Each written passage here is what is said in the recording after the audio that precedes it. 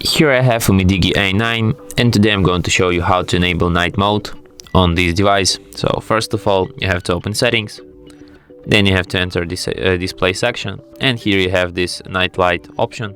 You can switch night mode here. Also you can change its intensity here, and you can also add a schedule for this mode.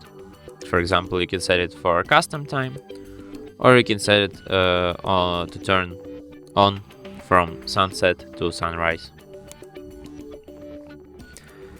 And that's it. And of course you can now switch night light here at the upper bar. And that's it. Thanks for watching. If you find this tutorial useful, don't forget to hit that like button and subscribe to our channel.